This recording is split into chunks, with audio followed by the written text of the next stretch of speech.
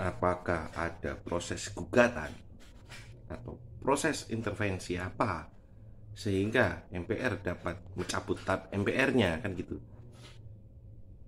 Intervensi hukum apakah yang sedang terjadi, kan gitu, sehingga mengambil kebijakan untuk mencabut TAP MPR lebih dari 10 tahun yang lalu, atau menghapus sejarah nama seseorang yang menjadikan dasar terjadinya perubahan secara mendasar pada tahun 98-99 pada masa reformasi taat itu, kan.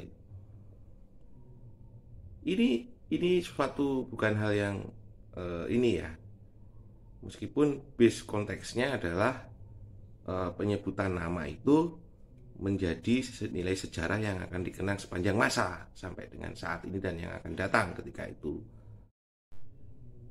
Bonafit, extempore, pro tempore, itu secara basically, secara dasar itu mencerminkan sesuatu yang dianggap benar pada masa itu, saat itu, pada masa tertentu, waktu tertentu. Jadi ketika ada perumus ahli-ahli hukum yang pada saat itu keliru, keliru dalam artian bukan keliru secara substansi ya, itu dianggap benar pada saat itu, masa berlakunya sampai dengan periode kapan, kan gitu.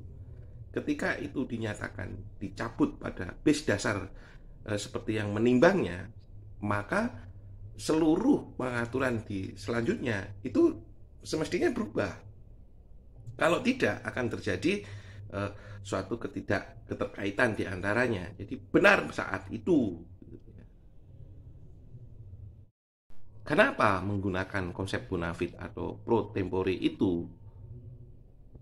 Karena jika tidak demikian, semua produk hukum yang saat ini yang besiking ya, mau regelingnya itu dianggap salah, maka semua hal yang dilakukan pada masa itu keliru menurut saat ini. Padahal yang diubah adalah konsep sesuai dengan perkembangan zamannya.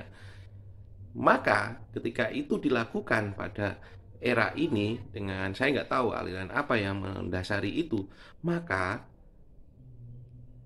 bubrahlah pondasinya dari yang kita merunut ke belakang gitu. Ini hal yang penting ini, Bonafit ini. Pro tempore, ex tempore, benar pada saat itu, diakui benar pada saat itu. Jadi ya nggak begitulah. Hati-hati untuk itu.